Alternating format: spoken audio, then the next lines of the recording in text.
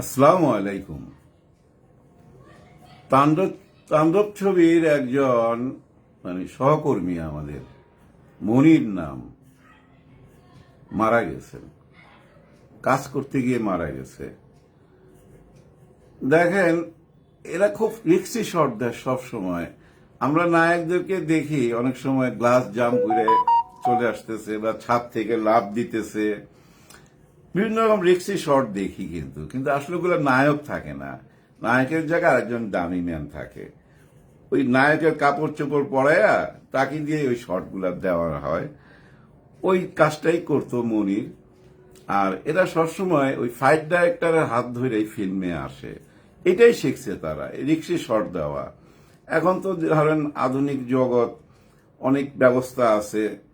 আগের কালে আমরা আগে যখন এই ধরনের শট নিতাম, তখন কি করা হইতো জানেন? ওই যে ছালা আছে না, ছালার বস্তা কিনে ওইটার মধ্যে কারণ বাজার থেকে খ্যার কিনা হইতো। ওই খ্যার ভইরা ছালার মুখ বেঁধে এরকম 20-25টা ছালা একসাথে রেখে ওর উপরে জাম করত। হ্যাঁ, এখন ব্যবস্থা রাখছে, তাণ্ডব টিমও সব ব্যবস্থা রাখছিল, কিন্তু অ্যাক্সিডেন্ট ইজ অ্যাক্সিডেন্ট। মৃত্যুর উপর কারো হাত থাকে না, কে কোথায় কিভাবে মারা যাবে এক উপরওয়ালা জানে। মনিরের রুহের মাগফিরাত কামনা করি। অনেকে বলতেছে যে এটা নিয়ে গোপন করার চেষ্টা করা হয়েছিল, মনিরের মৃত্যুটাকে গোপন করার চেষ্টা করা হয়েছিল। না না, এরকম কিছু করা হয় নাই। রায়ান রাফি সঙ্গে সঙ্গেই ব্যবস্থা করছে। আসলে ও যখন কাজটা করছে, শটটা দিয়েছে, শট দেওয়ার সঙ্গে সঙ্গেই অসুস্থ হয়ে পড়ে নাই, একটু হালকা চিকিৎসা করার পর সুস্থ হয়ে গেছে, সবার সঙ্গে হাসি খুশি কথাবার্তা বলছে।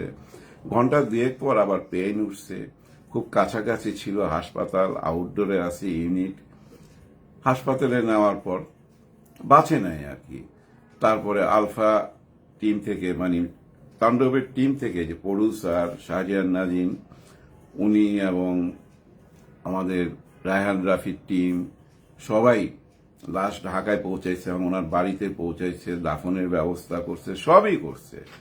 হ্যাঁ, অনেকে আবার বলা বলি করতেছে যে শাকিব খান কেন একটা স্ট্যাটাস দিল না, জানাইলো না যে ভাই আমাদের একজন কর্মী মারা গেছে তাণ্ডব ছবির, কেন জানাইলো না? ভাই জানাবে, শাকিব খান হেল্পও করছে, জানেন, শাকিব খান হেল্পও করছে, কিন্তু এটা জানাবার মতো হয়তো ওই ব্যবস্থাটা করে নাই কেন জানি না। জানাইলে ভালো করতো, হ্যাঁ জানাইলে ভালো করতো। ধরেন, আরে কে, একটা মিনিট, একটা মিনিট, সরি, একটা মিনিট, একটা মিনিট, একটা মিনিট।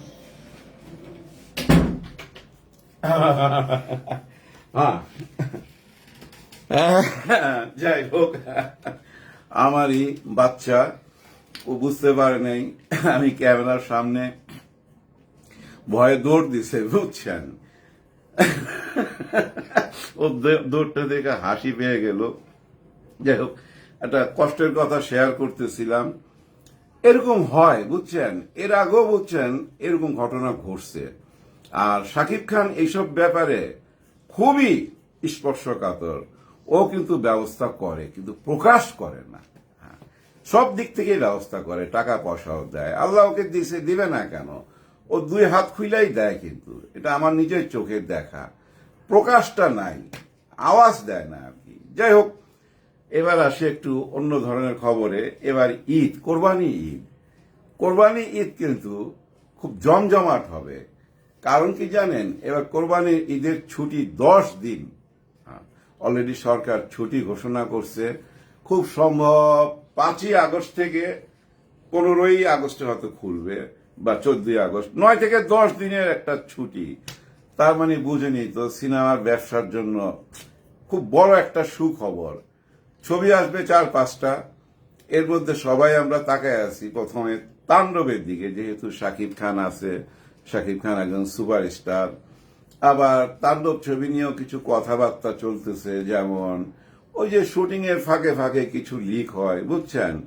এটা কোনো ক্ষতিকারক কিছু বলে আমি মনে করি না ব্যক্তিগতভাবে। একটা টাইম ছিল জানেন, আমরা নিজেরাই ওই যে সিকোয়েন্সের দৃশ্যগুলা ক্যামেরাতে বন্দি কইরা ওগুলো আবার ধুয়া টুয়া ওই যে আগের সিস্টেমে পত্রিকা অফিসে অফিসে পাঠাইতাম যে ভাই আমার ছবি এটা একটু ছাপায়েন। আপনারা দেখতেন না যে বিনোদনের পাতা, ইত্তেফাক, ইনকলাব, বিভিন্ন পত্রিকায় বিচিত্রা, চিত্রালী, পূর্বাণী আমরা রিকোয়েস্ট করতাম সাংবাদিকদেরকে, আবার কেউ না ছাপাইলে মুখ কালো করতাম। আর এখন বর্তমানে জানেন সবাই সাংবাদিক, সবাই হাতে একটা মোবাইল, যেখানে শুটিং। আর শাকিব খানের শুটিং হইতেছে কোথাও, আশেপাশের জেলা থেকে মানুষ চলে আসবে বাসে কইরা, বুঝছেন, বাইকে কইরা চলে আসবে, যে যেভাবে পারে এক নজর দেখার জন্য। তার প্রিয় আর্টিস্টকে সে দেখতেই চাইবে। আমি যখন ফিল্মে আসি নাই, আমার কাজই ছিল জানেন এফডিসির গেটের দাঁড়ায় থাইকা রাজ্জাক ভাইকে দেখা। রাজ্জাক ভাইয়ের জন্য পাগল ছিলাম, হিরো রাজ্জাক কখন আসবে, কবুরি ম্যাডাম, রোজি, এদেরকে দাঁড়ায় দাঁড়ায় দেখতাম ভাই।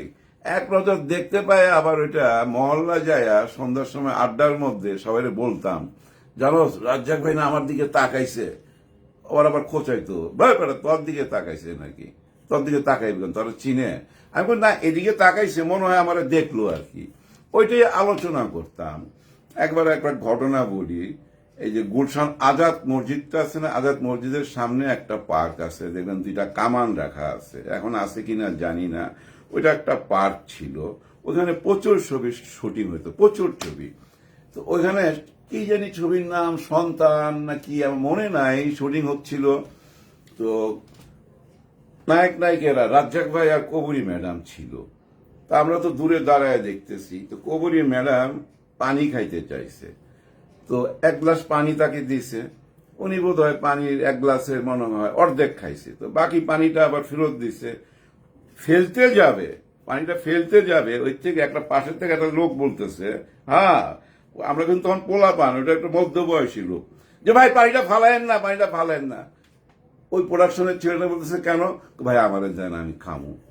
ও দিল এবং খাইলো তৃপ্তি সহকারে, এবং কি যে খুশি সে জানেন। এটাই ভালোবাসা, হ্যাঁ এটাই ভালোবাসা। ওই যে ঝুটা পানিটা খাইলো, সারা জীবন মনে রাখবে তো যে কবরের মুখের পানি খাইছে। হ্যাঁ, ওই যে আমি এখনো মনে রাখি, ওদিন বোধহয় রাজ্জাক ভাই আমার দিকেই তাকাইছিল, কারণ আমি খুব গাড়ির কাছে চলে গেছিলাম, কাছের কাছে। তখন তো আর ওই কালো পেপার টেপার দেওয়া থাকতো না, দেখা যাইতো সবকিছু। আমার মনে হইলে এইভাবে ঘুরা তাকাইছে আমার দিকে। ওইটা আমার আজও মনে আছে, 50 বছর হয়ে গেছে, তখন ওই ফিল্মে আসি নাই। তো ভালোবাসাটা এমনই। আর শাকিব খানকে যারা এক নজর দেখছে, আপনারা জানেন, যারা দেখছে ওরা বলবেন শাকিব খান কিন্তু পর্দার চেয়ে কিন্তু সামনাসামনি দেখতে সুন্দর, তাই না, অনেক সুন্দর। আর যেটা বলতেছিলাম তাণ্ডব ছবির, এই যে যেগুলো লিক হচ্ছে বিভিন্ন জায়গা থেকে, মানুষ শুটিং দেখতে যায়, দূর থেকে ক্যামেরাতে বন্দি করে নিজের মোবাইলে ছাড়তেছে, এগুলা সবই পাবলিসিটি, সব পাবলিসিটি ভাই। কোনো ক্ষতি হবে না, বিন্দু মাত্র ক্ষতি হবে না ছবির। ও তাণ্ডব নিয়ে আরেকটা কথা হচ্ছে যে তাণ্ডব তো সব এখানেই শুটিং করতেছে, এফডিসিতে শুটিং করলো দেখলাম। এফডিসিতে শুটিং করা মানে এটা কি লো বাজেটের ছবি? না রে ভাই, এফডিসিতে যে ফ্লোরে শুটিং করছে ওইটা 2 নম্বর ফ্লোর। এই ফ্লোরের ইতিহাস আছে, আপনারা অনেকে জানেন না। এরকম একটি ফ্লোর সাউথে আছে, বোম্বেতে নাই, কলকাতাতে নাই, অন্য কোনো ইন্ডাস্ট্রিতে নাই। দিলীপ কুমার সাহেব, ভারতের মহানায়ক দিলীপ কুমার সাহেব যখন আসছিল বাংলাদেশে, তখন এই 2 নম্বর ফ্লোরে ঢুকছিল। ওই দিন আমারও সৌভাগ্য হয়েছিল হাত মিলাবার। এই 2 নম্বর ফ্লোরেই আয়োজন করা হয়েছিল ওনার জন্য একটা অনুষ্ঠান, ওনার সম্মানে। তো 2 নম্বর ফ্লোরে ঢোকার সময় না উনি উপরের দিকে এভাবে তাকাইছে, চারিদিকে দেখতেছে, দেখে ওনার মুখ থেকে একটা শব্দ বাইরে এসেছে জানেন, ওয়াও ইতনা বড়া। হ্যাঁ, মানে উনি অবাক হয়েছে যে এত বড়। পাশের থেকে কোনো একজন সাংবাদিক তখন প্রশ্ন করছিল যে আপনার দেশে কি নাই, কেন আমার বোম্বেতে নাই, সাউথে আছে, আমার বোম্বেতে এরকম বড় ফ্লোর নাই। তো এবার ভাইরা দেখেন কোন ফ্লোরে শুটিং করছে। ওই ফ্লোরে একসাথে 3টা ছবি সেট পড়ে, 3টা ছবি শুটিং করতে পারে, এই পাশে এই পাশে মাঝখানে। বিশাল বড়, বিশাল বড়। আমার এই যে দুর্জয় ছবিটা যারা দেখছেন, ওই ইলিয়াস কাঞ্চন আর শাবানা ম্যাডামের ওই গানটা, হাওয়ায় উড়ে হাওয়ায় ঘুরে কত রঙের ঘুড়ি, এই না জগৎ জুড়ি, ওই গানটা কিন্তু ওই সেটে, ফ্লোরটা ওই সেটে, বিশাল বড়। কিন্তু আবার ঘৃণা ছবির ওই যে লাস্ট রেল স্টেশনটা এই 2 নম্বর ফ্লোরে।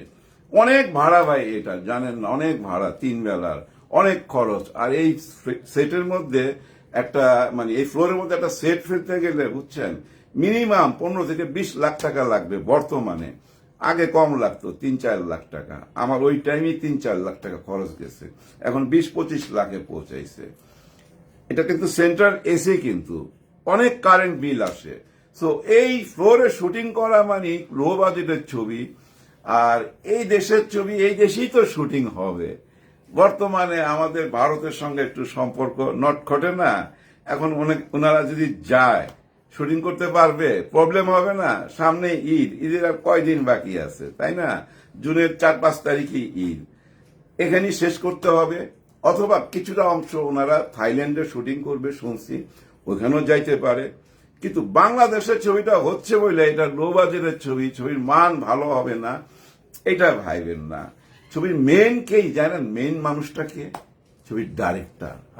ওনার দেখার দৃষ্টিভঙ্গি, উনি যে দৃষ্টিতে দেখবে, মনে করেন যে আমরা খোলা দৃষ্টিতে যা দেখি একজন পরিচালক তা দেখে না, কিন্তু উনি ওনার লেন্স দিয়ে, ক্যামেরার লেন্সের মাধ্যমে যেটুক দেখা যায় ওইটুকুই কিন্তু ক্যামেরায় বন্দি করে, আর উনি ওইভাবেই দেখে, তাই না? প্রত্যেকটা সিকোয়েন্স ওইভাবেই চিন্তা করে। ওনার দেখার দৃষ্টিভঙ্গির উপরেই ডিপেন্ড করে ছবিটা কেমন হবে। আর রায়হান রাফিতে এই পরীক্ষা দিয়ে পাশ করছেই, নতুন করে পরীক্ষা দেওয়ার কিছু নাই। ঈদের আর কি কি ছবি আসতেছে সেগুলো নিয়ে আলোচনা হবে। 10 দিনের ছুটি, সবাই এনজয় করবেন। তাণ্ডবের জন্য শুভকামনা রইল, মনিরের ফ্যামিলির প্রতি সমবেদনা রইল, এবং আমার বিশ্বাস, আমি যেটুক জানি আলফা আইকে এবং রায়হান রাফিকে, ওনারা মনিরের ফ্যামিলির পাশে থাকবে, এবং শাকিব খানও থাকবে।